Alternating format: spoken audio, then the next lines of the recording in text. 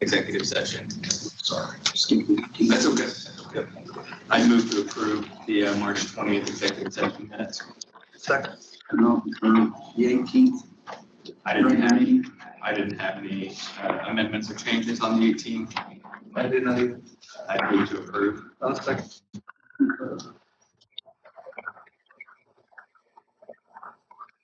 Claims, questions?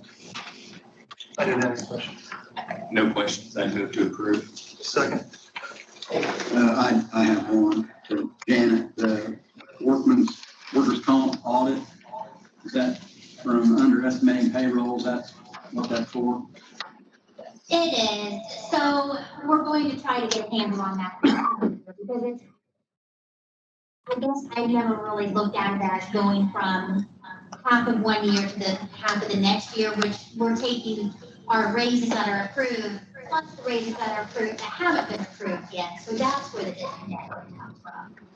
Because it's for half of 1 year. So we're looking at it. So we're going to revisit it at the end of this year and make some changes then, as we see. If any raises are given or anybody comes back and asks for more, new employees, new anything, that really skews it. Because workman's comp's the percentage of payroll. It's just a guess. I concur. Makes sense. I appreciate that clarification. Hal, what you got for us? Well, good evening, gentlemen. Instead good morning. County, since we last met, we've still been out grading roads, doing some patchwork, doing some bushwhacking along roadsides. Asset inventory, I think, has got completed for the insurance. Now still working on capital improvements. Didn't get a chance to talk to you, Chad. Have you got anything on the line of sight ordinance? No, it's in the pile. Okay. Stone shoulders, I know I brought this up a while back. How do you guys want to proceed with that? Do we want to contract that every year? If we do HMA overlay, where we're gonna get the funds? I think you need to include your community crossing grant application.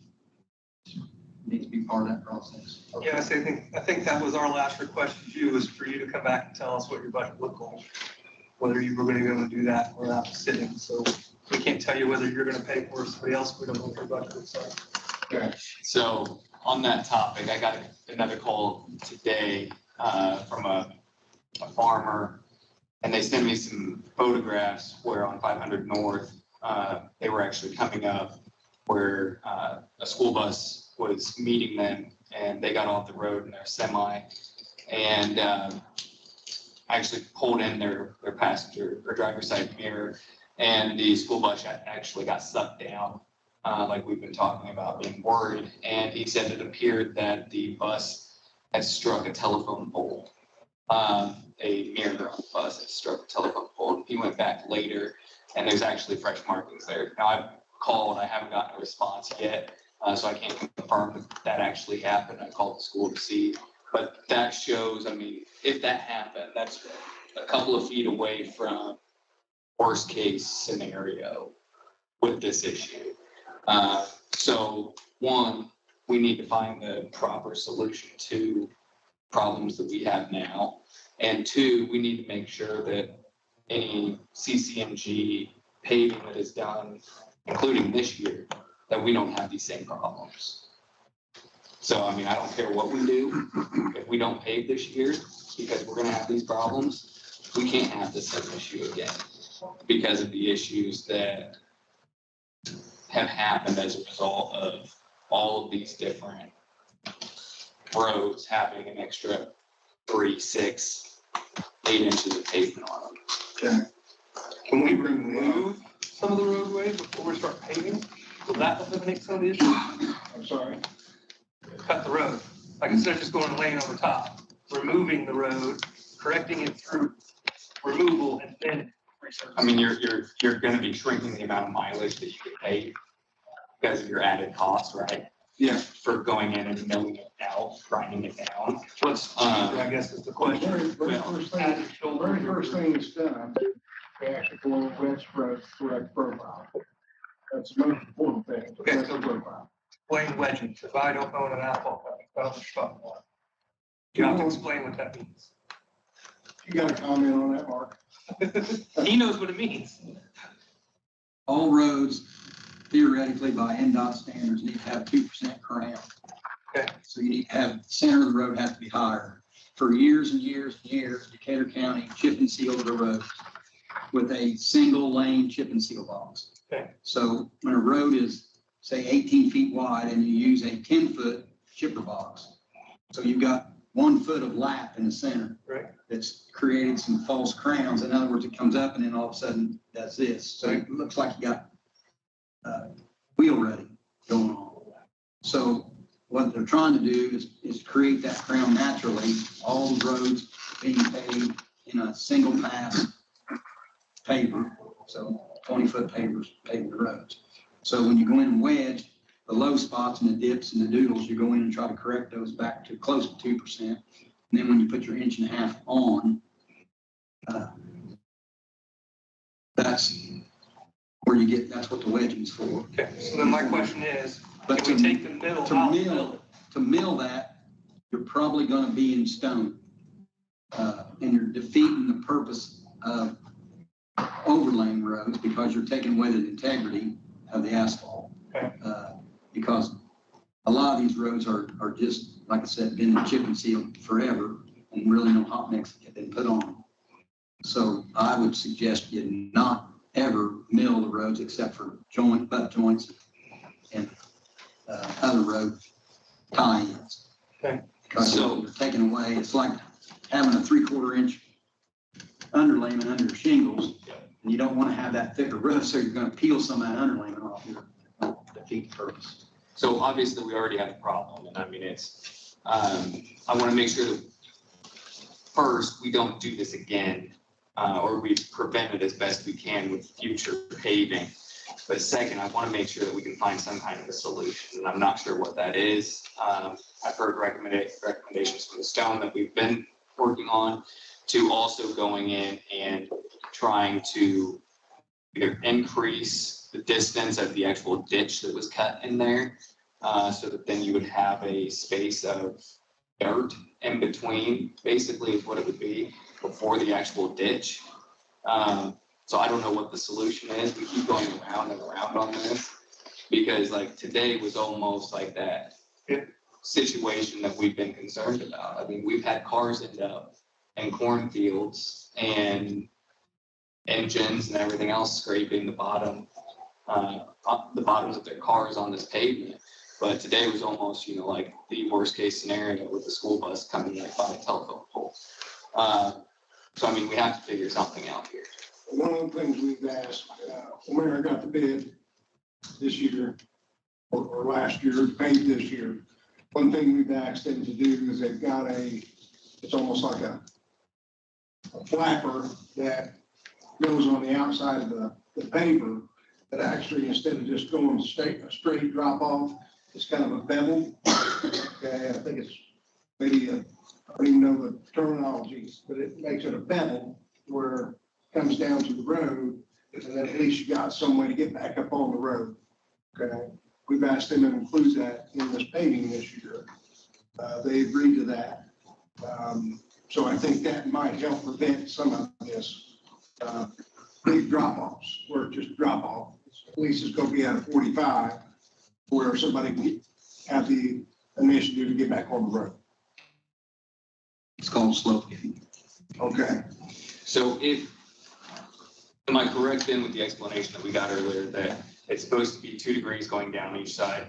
2%. I'm sorry, 2% going down each side. From the center. So how then do we end up with spots where you have, because I mean, I've driven out there, I've seen it where you have 6 or 8 inches of asphalt. But if you cord that, it's only about that wide.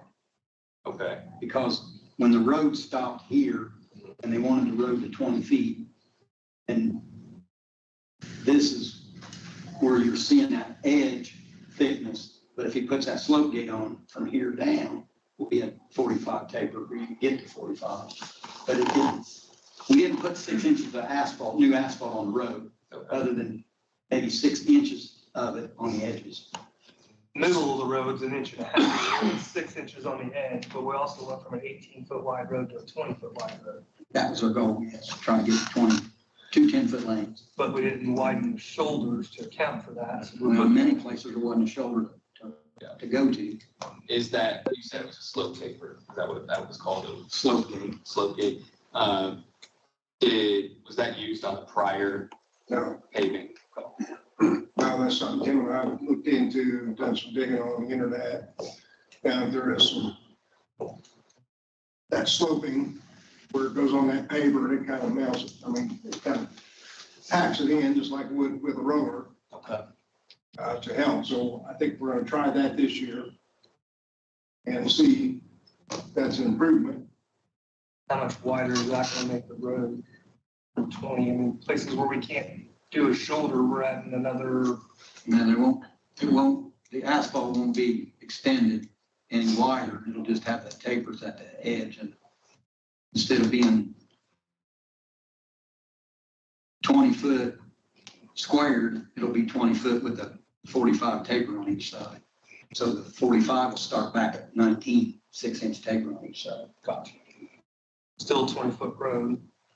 20 foot of asphalt. The taper will come back then at 45 degrees, and it'll be 18 feet of regular road with So you have 19 feet with 6 inches on each side, potentially. Okay.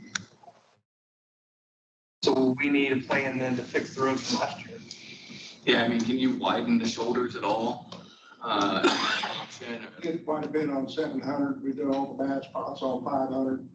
We did some on 350. But did you use the machine that packs it and keeps it from washing away, or as soon as we hit it in the car, it's pushing off in the ditch? Because that's what we talked about was the problem with putting gravel there, it's just gonna wash away the road. We just use our side discharge box, to take care of the bad areas where somebody went off. Okay, and then we used a skid loader to pack that in best we could. But we didn't use the road widener or whatever we talked about before, Correct. because that'll make it more permanent. Well, there's a process with that. The road winder goes down the road. It's got a chute dropping that stone side the road, a foot, foot and a half, 6 inches, whatever it needs to be. And then they come back with an offset roller, okay, to pack that in. That's what we did a couple of years ago. And that seemed to work out pretty good, but the determining factor is, you know, you're putting that stone down, it's full line, it's dry. You need a good rain on it, so it'll pack. Okay, so most of the roads, like 400 South, I know we did that road 2 years ago. There was some pretty good drop offs on it. There were some cars went off on that shoulder. Was able to get back on, but they probably sunk in at least 2 inches because it was lime and it was soft. We didn't have a rain on it yet. But after that, we got a rain and it packed in, did pretty well. But the cost could be anywhere on that. So, but yes, I conclude with the community crossing grant. Yeah, I think that going forward, we have to include it because we're gonna reach a point here, like, after we get through these roads, we're gonna have to be milling them anyways. Like, in the future, we can't go back to these roads and just do another asphalt overlay. Because all of a sudden, what you have is a drop off that's this high, is then all of a sudden, if you double that, you're gonna be 8 to 12 inches up on a drop off. So you're gonna have to be milling in the future anyway. So you're either paying for it 20 or 30 years down the road, or you're paying for it now where we actually have a decent road to drive on right now, where people aren't getting sucked down in the ditch almost hitting telephone poles. Okay. We need to identify the roads from this year in the sections someplace too and put them on an inspection process to see when they become dangerous again, so that we're not finding out because a car wrecked on it versus we went out and looked at it. Till we come up with either a widener or something. Okay. We also need to, any other questions on that? No, thank you. We also need to come up with a policy out there at the fuel island for the other county departments on how we're gonna go about that. Are they gonna get something on this webpage where they pull out their own individual fuel they would pay back to the county? That's supposed to be part of these new cards. Okay. That'll go into the system. Well, it goes into the system, but what I'm saying as far as to retract that from the system, do we want to make that a policy where the other departments pull out their own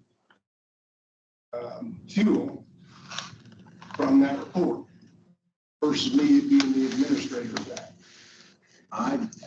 Have anybody talked to you, Janet, about IT and where that's actually gonna go to? No, I haven't heard it. I'll talk to Josh Tressler and see what's easiest for him. Okay. It's my understanding it would go to the auditor's office. And Mark and Todd, I'm not sure. Can you guys they hear me? would separate that fuel. Okay. What fuel you use, you'll be billed for. What fuel sheriff's department use, they would be billed for. Yeah. Health department, all Okay. have separate billing. All right. Go through claims that way. How I understood it to work now. Okay. I don't think he's got it up. They haven't got everybody's cards yet, have they? No, I know he's got the highway department in, but I don't think he started with the sheriff's department or any other departments with that. But I didn't know if we needed that policy on how we're gonna do that. So that answers my question on that. Do we have fuel out there already? Yeah. On the fuel bid, do you want to speak on that, Chad? Yeah, that's fine. So you guys sent me back the fuel bids at the end of the last meeting. I also pulled the actual bid specs that we sent out. And so we got 2 bids back. And I think in looking through everything, what we ended up with was 2 bids that are non-conforming or non-responsible bidders based on the specs. And I think our specs need to be cleaned up a little bit and make it a little more clear about certain things that we are needing and what we're asking for, and updating a few of the statutes to comply with changes. So I think the recommendation to you guys, based on what I've seen, is we reject all bids, get new specs put together and rebid this, and invite the same companies to tender their bids based on the updated, or bids revised specs that we'll put out. I think in that spec, you need to ask for the location of their automated pumps. That is one of the things that's really unclear. The low bidder, but they're Evansville. It's kind of tough for us to go get fuel out of their Evansville automated pumps. And if anything, I've just been going off what my predecessor had put together, and it's worked. And Well, we never had any more than one bidder. Oh, As long as I've been a commissioner, this is the first time we've ever had 2 companies bid fuel. okay. So there lies the problem. But I think there's some other counties that call out some specifications. Tippecanoe County does a good job doing it. Du Bois County does a good job. They call out that winter mix from certain months to certain months. So the fuel won't gel. Just, I mean, there's some things that I was unaware of that I think Tim and I need to get our heads together and pull up a new document with some bid specs to make sure that everybody's getting correct what we're wanting. Mr. Tressler was tuning in. He tried to respond through the meeting Zoom, but we got the volume down, so we're going to be back. He said the system is set up for multiple counts and can do monthly reports for gallons used by department. So That are the fuel cards. we just have cards for highway department, but sheriff's department just got their photos taken, so they will get their cards after the eclipse. And the rest of the county employees will be after that. So we're getting close. Yes. Okay. So are you guys good with rejecting any and all bids on the fuel, rebidding that? I make that motion. I'll second that. Or Thank you. We just had, I was gone last week on vacation, but we had ITEP come in and do some training for 2 days, Monday, Tuesday. I think Patty attended for a few hours. well. I think there was a lot of things that, out there at the highway department that were uncompliant as far as OSHA. So there's gonna be some additional cost on that, trying to get everything up to code. I've got 2 documents I need you guys to, look at and sign. One is CivilCom, is a rollover. They didn't bid on the pipes. It didn't get here on time, came in on Monday, I think afternoon after the meeting. So CivilCom's agreed to roll over. I'll need you guys to sign that. Also, the unofficial detour on State Road 3. I've got a letter from NDOT for the unofficial detour that I'll need to have signature on with, so I can get that back to them. So I'm gonna bring them up there to you, and you guys can sign them. I think one of them's gotta be notarized. So if anything, I'll need to get copies of that after Janet gets a hold of them. And Is the numbers for CivilCom the same as last year? yes, No price increases? well, originally, they put in a bid, but it didn't get here until, like I said, Monday afternoon. They were gonna raise the price 3 cents a pound, but they agreed to just roll over at the same price as last year. So that's a good thing. The gentleman had also asked me about cost estimate on Bridge 70, which is on 50 North. Yes. Cost estimate on that's probably ballpark $350,000 to $400,000. Build that in-house.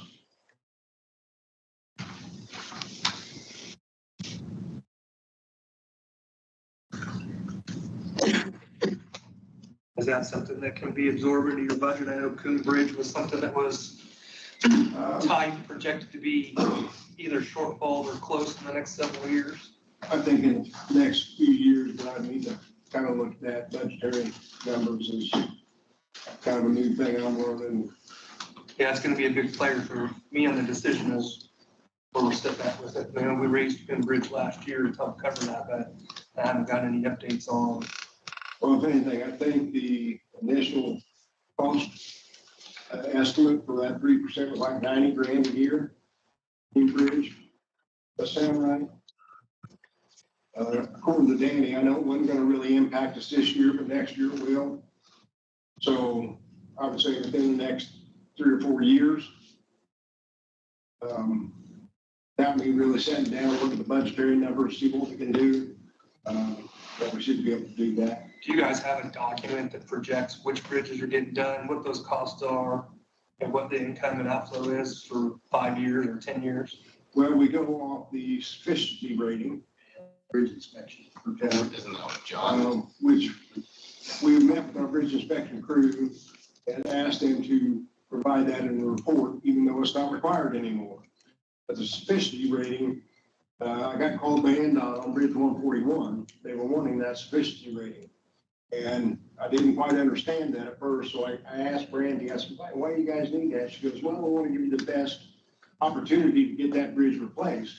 But the sufficiency rating is a bridge that is rated low, but has. But the sufficiency rating takes not just the physical condition of the bridge, but also the traffic, what its application is, how much ADT, where it is in the county. It takes all of that into consideration, and then it gives you, does a formula and it comes out with a number. So, and that's kind of going away from that, but those are really good numbers to give you an idea of where that bridge ranks in the county as far as its Priority wise. But the question is do we have a document that projects revenue versus expenses over the next 5 to 10 years? So we know whether we can afford to do a bridge or whether we have to close it. That, I don't know if we have a document for that. That's kind of the big looming question is, what are we projected to spend if we've got, I think last year was 6 or 8 bridges to replace in the next 5 to 10 years? Are we gonna have the revenue to do that? Do we add another one to the list, or we start closing bridges because we don't have it? Trying to figure out where or what that money looks like is. I couldn't answer that, Tony. I'd have to look into that. Okay. that bridge on 50 North is not gonna be valued very much because of the traffic count on it. Right. Being a gravel road and where it's at, it wouldn't rate very high on priority list to spend 400,000 today's dollars on versus if we did a federal aid project where we pay 20%, that'd get us, Didn't the federal aid come back on that bridge? there wouldn't be any federal aid on, you wouldn't want to do Right, federal I aid wouldn't do on that. a project that small. The question came back was, are we closing it permanently and forever, or are we pushing it out another year? That was what we talked about last time, was what we were gonna do ourselves. I thought our thoughts were to close it. When we closed it, it'd be closed. So we paved the surrounding roads for runarounds for that purpose, to eliminate, I don't know how many houses on that. I think there's maybe 5 on that one side, and there's none on the other side. I know the postal service has asked since that's happened, and I didn't recall what our answer was, and then, was it a month ago, the homeowner on that road called and asked the same question, whether it was forever or whether it was until we get the fund. I thought Mark told them this. As far as I think that was the understanding before I took over. when Mark talked to all the owners, plan was to close it for good. There's only been one person that came in and talked to me about it. He's the one down there by the bridge, very last house. Yeah, I'm John Fortune. I'm the one lived down there by the bridge. I said, everybody asked me what they're doing with it, and I said, I have no idea. Well, I said, everybody's upset about money they spend over on 150, and there's more traffic on 50 North than you realize.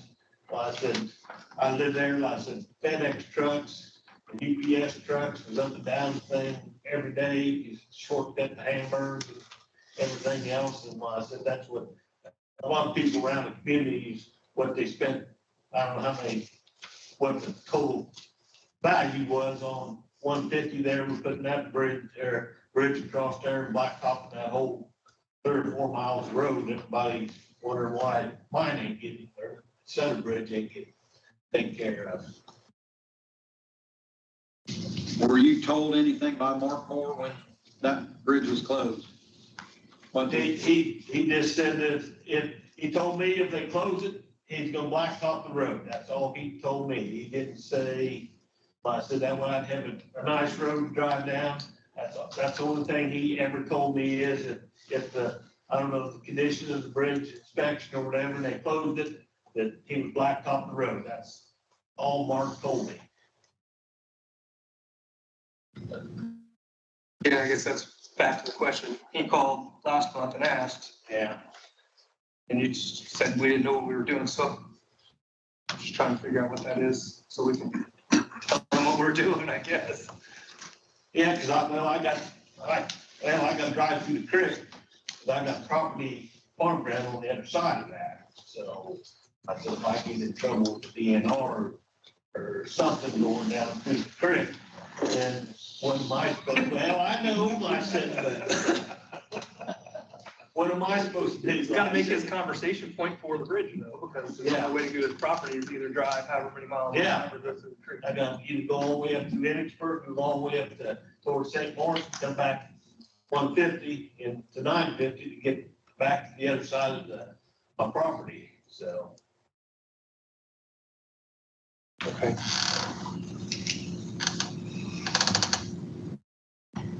Well, I was curious on the financials of it still. I don't know what anybody else's thoughts are, but I'd like to have give him an answer if we've got one. It was before my time, obviously, so. And mine as well.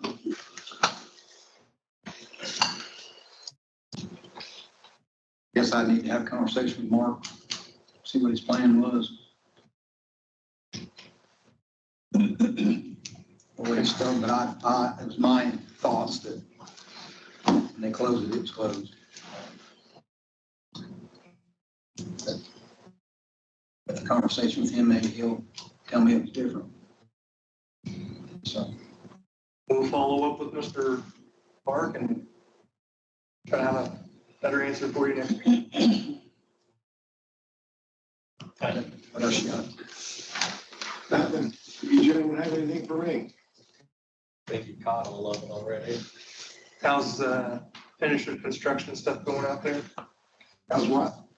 The construction, finishing, there's some light poles and generator, there's all that stuff getting caught up out there and taken care of. Yeah, with the garage. I think so. Yeah, we've, well, Maxwell was out there cutting the concrete, pad. I'm holding here. Got, I mean, a lot of things on the punch list they took care of today, so everything's moving along. So, ETA on the generator.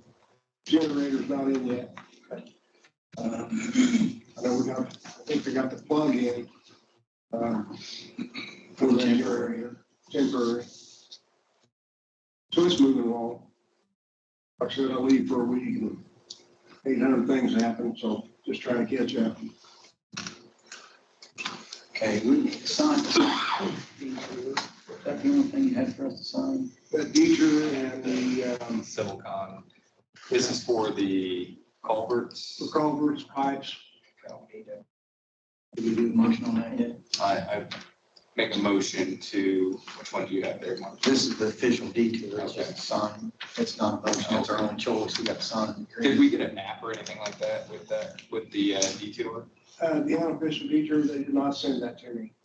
They just get I a think full it- description of it. I was just thinking it'd be great if we could have a map that we could pump out to the public. So that people can see what it was. At Main Street at Westport, it goes west to 700 700 west and 1100 south.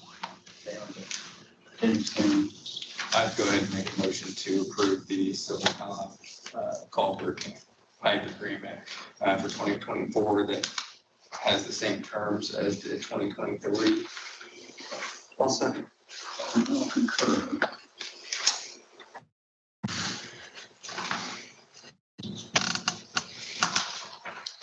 They have an official detour for that construction, but this is just the unofficial detour. So they videotape the road and make repairs. Not better than what it was, we'll bring it back up to snuff.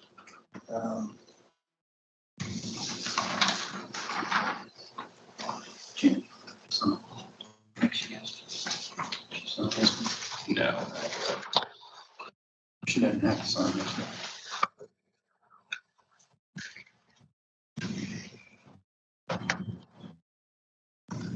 All right, I skipped over payroll. So we got a payrolls March 29th. Are we still having the employees annodate when they're working from home in that document, so that we can review that, or is that something that's? That has slowly stopped being put on the time sheets. Good. Yeah. I don't really remember seeing it other than maybe the first one after, and then I kind of went I away think from when we that. first said it, people started putting it on there, then they knocked it. So you're telling us they're not working at home? I think there's still a couple that do regularly. We need I'll send out another email. Please do. So we got a payroll of $358,845.85 for March 29th. I'd move to approve payroll. I'll second.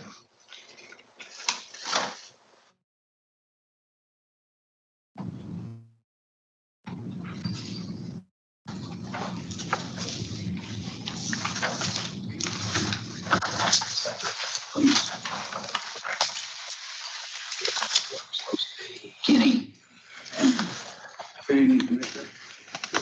Since our last meeting, I had 49 inspections, 16 new building permits and plan reviews, 2 permit renewals. I had 1 rib tag for building boat dock without a permit. Property owner, since she was told she didn't need a county permit unless the roof was being attached. I told her she did need a permit to build a dock and a permit was required. I contacted the Department of Homeland Security about a need for a construction design release for a restaurant that had a small fire. I was told that if they replace like for like with no major upgrades, then no construction design release was required. Property owner was contacted and informed. I went to the Smith property after talking to the owner on 850 South and took some pictures. All vehicles without plates have been removed. So I am marking this nuisance property abated.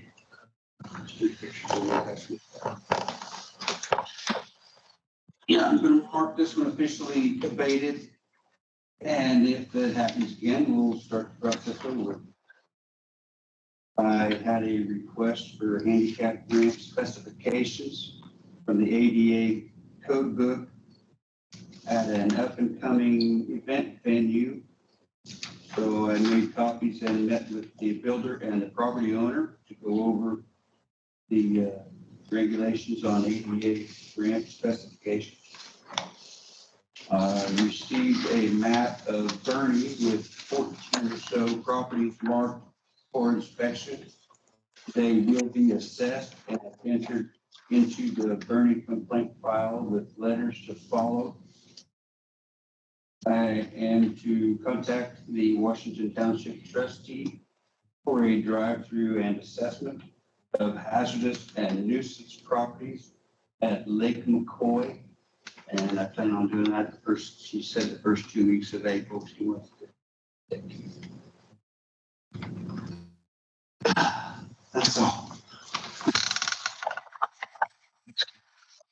Thank you. Mr. Kennedy? Yes, I circulated you all a draft of the tip fee between the county and Best Way Bex Farms people that my understanding is part of our original agreements that we part of it, and we're picking up on getting that done. I think I have the parameters in place as been discussed, so it's your all's liking, then you guys approve it and then go forward to sending it to them for their approval. See that we're all on the same page here. So you'll take care of sending it out there to them or I mean, I can, technically I would probably have to go to their attorneys up in Michigan, so it might be quicker if you were to go direct. To my own obligations, I would have to go attorney to attorney. You guys are okay with this? I read it. I didn't have any issues with it. It'll be beneficial. So I'll get that out there to Mark, and if he wants to set it up. Yeah. Thank you. Matt Owen. Good evening, gentlemen. Leave Abby at home. Yeah. She had something come up, so here I am. So previously, she had sent to Patty our community corrections grant and our probation grant that comes from the DOC. I think she sent you a letter that's formatted that we have to, okay, good. So basically, we have to, it's been through the advisory board already approved. Then it comes to you guys for, I believe, approval or letter of support. I'm not sure how it's worded, but that's one of the requirements when the grant's due to be submitted, which is April the 12th. They seem to be pushing it back every year on us. So along with that, Patty had emailed you guys the grants. No changes in the 200, 300, and 400 series. We feel pretty good with where we're at. I pared it down the last couple of years to know that we can operate out of that.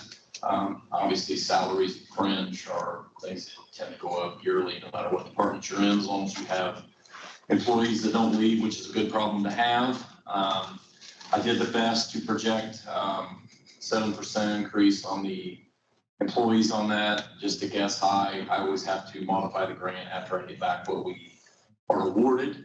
And then I figured 10% on health insurance just to be safe. That usually comes in around that, or hopefully not above.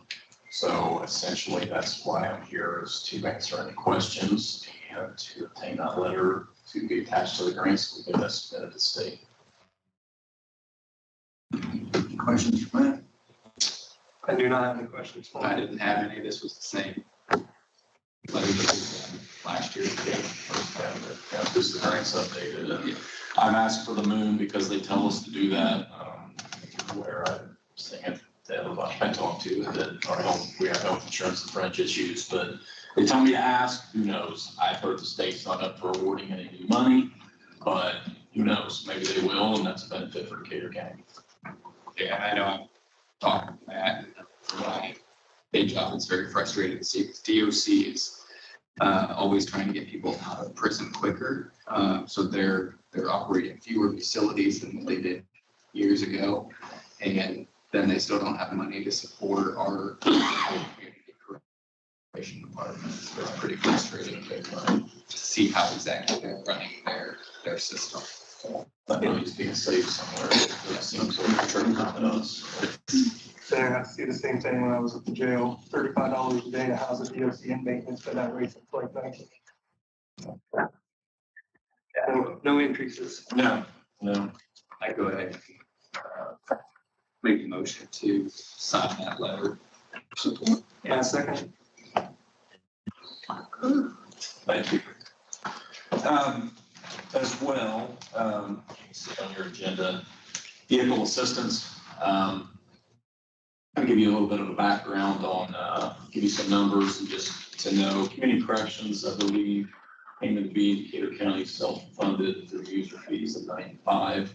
At the time, the community corrections director at that time was not part-time, half deputy, half community corrections, used the sheriff's vehicle. When this office was moved to the courthouse, a former deputy cruiser was given to him, which is never a good idea when they're worn out. Moved on from there and was able to obtain a newer vehicle, obtained a van, and in our current fleet right now, we have an Explorer, a Escape, a van, and the Explorer has 127,000 miles on it, and it's getting to the point where it needs replaced. With mentioning those vehicles in the past, those were things that we had always paid for at no cost to the county, out of user fees. Unfortunately, those have gone down, expenses have gone up. And that's why I come to you tonight to request assistance in obtaining a new vehicle, talk to the sheriff's department. New Dodge Durango 24 is $40,335. That is police outfitted. I've spoken to Tony and he asked if I'd look into see if a non-policeman would be cheaper. Believe it or not, it isn't. So it's about the best bang for our buck, which an all-wheel drive Durango, police equipped, is pretty good. But again, needing assistance with that, this Explorer had it in the helms the other day, a sensor went out. And we all know when a vehicle gets to that point, it starts nickel and dime again. It's 2016, I believe. So I'm asking for that, and that is our main vehicle that our field officer goes out and conducts visits on, PDTs, drug screens, compliance checks. And just to give you some numbers a little bit, he had completed in April, I don't have March's numbers yet, this is the month extended a couple days ago. He did 112 visits in February, 130 in January, and going back to December, did 168. So in terms of what we do, home detention, people on probation, we use it, and then the other two we have running back and forth to court. Our other officers are going out and checking during the day. So it's something that's needed, not something that we're just going to have. It's going to sit there. We've always paid expenses, upkeep. That's never been a request to the county, and I don't expect that to change. But the purchase of the vehicle itself is just something we don't have the funds to do. So that's why I'm here as a request to you guys tonight. Have any further questions on data, what we do, all that, I'd be happy to answer them. So you have no money in your budget for a vehicle? Not with what health insurance is. Council told me to make it another year, and I'm stretching it as thin as I can. Well, as you know, we don't control the money. Right. know where we would get it out of our That's what I was just looking at. budget. We still have $240,000 in cap for cars that got moved to the sheriff's department. There's been something taken out of that, it's down to 240.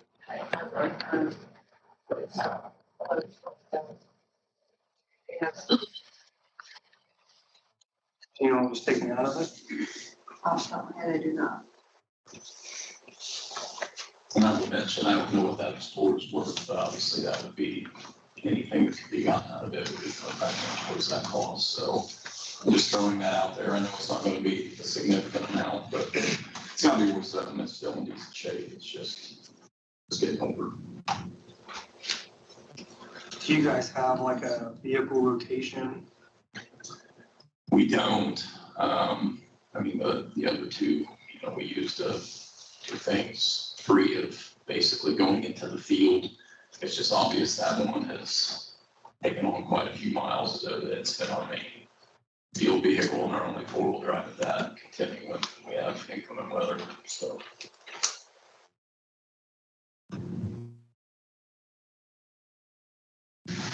Trying to find a full cap schedule.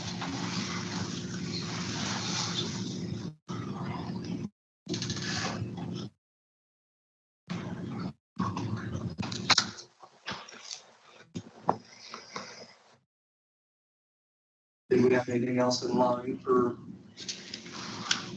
that money?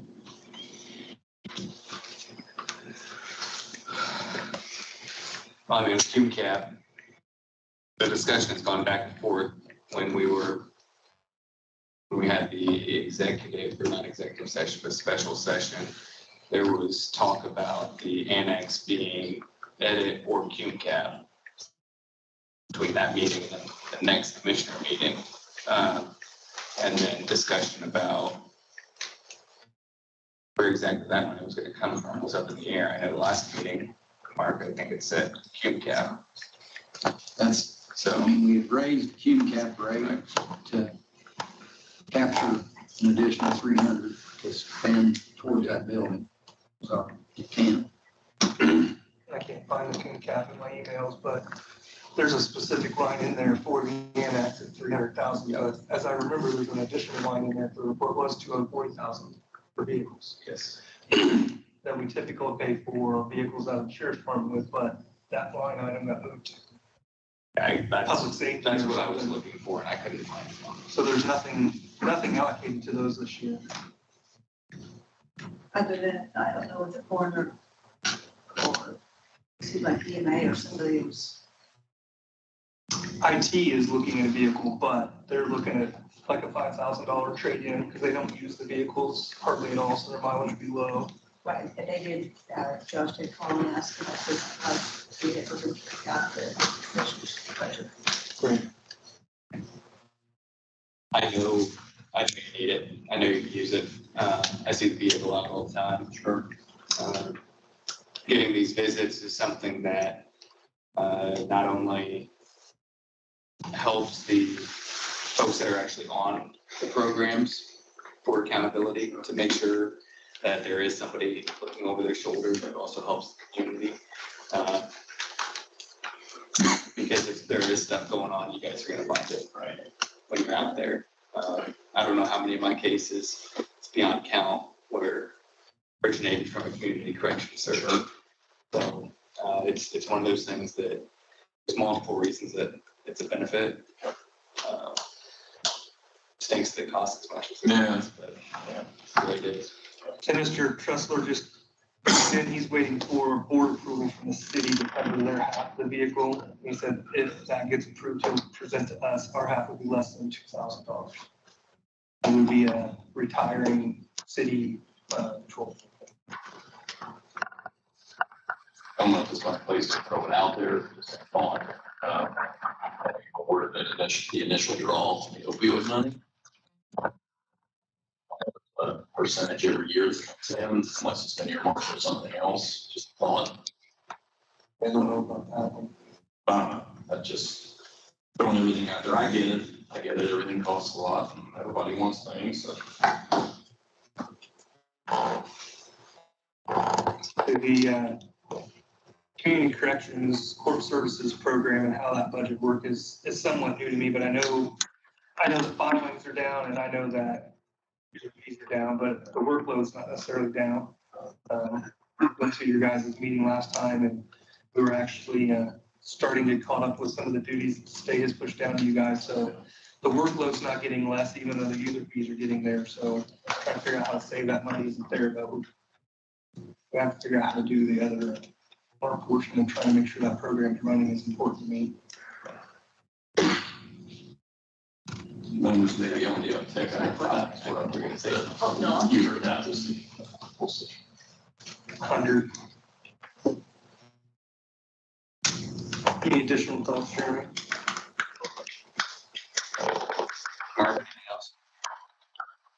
Jan, It does.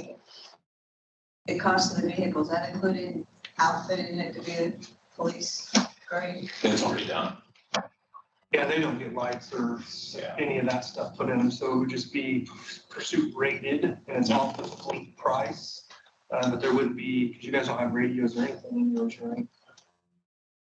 I think we put the county logo on it, leave it unmarked and go from there, you're ready to go.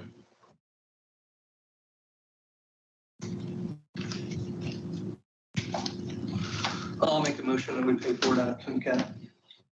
I'll second. You got her. All right. Thanks, guys. If you ever need anything, holler at us. Will do.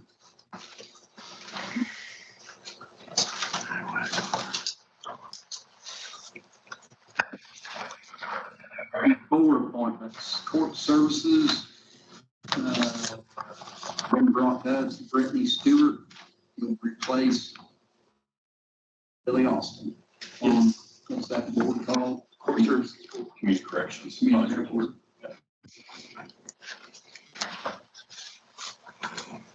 Motion. I'll make that motion. I'll second. I will concur. And at Lake Santee, Scott Gibbs, it replaces Claude Lives. I make that motion. I'll second.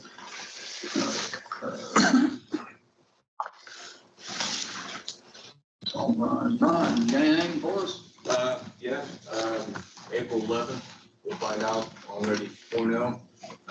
What's going to be going up there with us, the region. So you'll see funds are allotted to us, the ARI region. Of course, after that, then we need to go through the project with the IEC, I'll pick their benefits there. As far as other grants or funding, we're working with Shelby County, excuse me, for the Lily 8 grant. I know the foundation here is working on a grant for Decatur County through Lily 8. They opened it up for regions as well. Rush has already they already have another regional project working on. So Shelby and Decatur County focused on childcare region. And we're going to have a big meeting tomorrow to kind of discuss it, what that application is going to look like, again, for the Lily 8 grant. Springtime, so things are a little bit more bustling than usual. We have RFIs going out from the state, with people looking for sites, as well as companies looking for sites in the area. Accommodate those, as well as the existing projects we've been working on for quite some time. Snapshot of the local economy. We have as of January, that's a lag, but it's 3.4% unemployment, which is still pretty low. It's, I think we're 65th state. Top jobs that are needed are in the nursing profession, actually, all top 3. Just to get a good snapshot. So that's it from the EDC. I did get a text from Dawn Lowe at the chamber, and she asked me to relate to you guys. First of all, she says she's listening online. You guys sound great, so whatever you guys do. But they're working on a shareable link for information that houses information supplied to the chamber as to whether business is open or closed for the dates of April 5th through the 9th for the eclipse. It's more created for the visitors to Decatur County, might be visiting, might not know, which ones are open, which ones are closed, and what's going on. And she's going to be sectioning those out in categories like food and beverage. And it's easily a search online, so people want to see, what we have to offer. It's going to be all organized and hopefully easy to pass on and easy to access. The link she has will hopefully be available tomorrow. And she'll be able to update it accordingly as information is provided to the chamber. So we encourage businesses to provide information to the chamber so she can keep that fresh. They'll post the link on the social media and the website, and might even be in the next newsletter that goes out. So she's handling. We're also working with her as well on WTRE's website. Okay. So they're trying to address as much as possible in preparation for the web's coming up. That's the update. Thanks, Brian. What else? Yeah, I've got a couple things. Last meeting, my apologies. Last meeting, we tabled a conversation about doing a 5-year lease back to Parks and Rec for Fuller Park. To see if we've got any additional public input or public comment before we move forward with that. So I just want to get that back open and see if there's been anything additional. I've received a couple phone calls encouraging me to do that and move forward with a 5-year lease, but I haven't heard anything in the negative. My only thought to gather a fair snapshot, and by the time I saw it, it would have been too late by our deadlines, because I didn't see the agenda until Friday, Friday morning. Oh, it's not on the agenda. We tabled it for the last time. And so I would want just to have that agenda, to have that information on there so that we could pump it out to people. So the folks that had a different idea would know that it was something that we were going to be discussing. I'm not saying that I'm advocating one way or the other. I just want people to know that it's something that we're talking about coming up. Can we make sure that gets on the agenda next time? And then Tammy Winning from Community Foundation has mentioned once or twice about potentially financing the pool.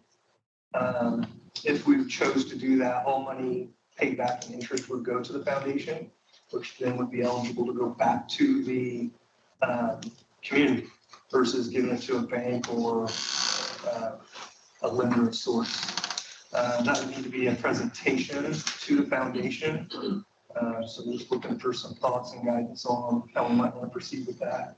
And we'll have to, of course, confer with council and go as a group to do that, figure out what funding is being discussed for that. I'm sure they want a plan of how to do that, but if we can figure out how to get that started earlier rather than later, I'd like to get started on that, see if it's a possibility. I think that's a good route to go if that works out for them. I don't need to know that plan for the planning cost, and I think Teresa's got that coming up. Some ideas here soon. Is that the 11th?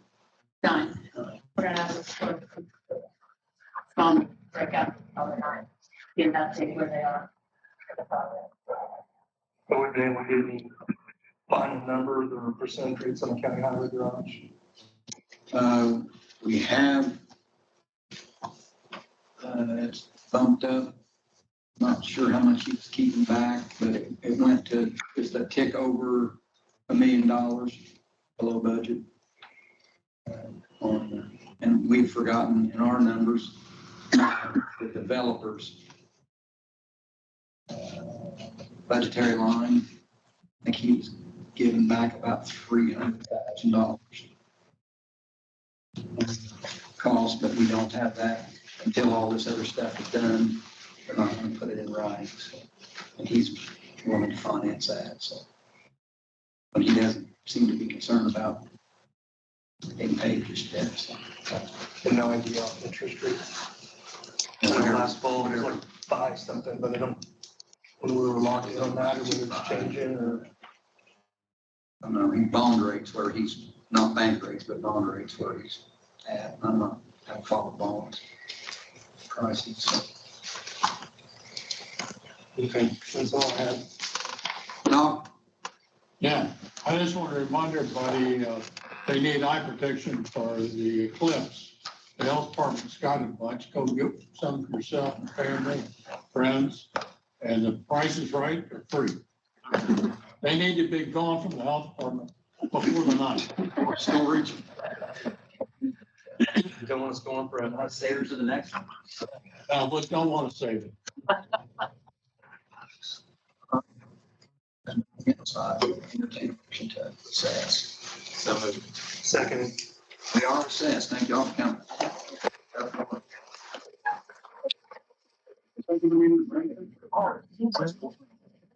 I feel dry outside. I feel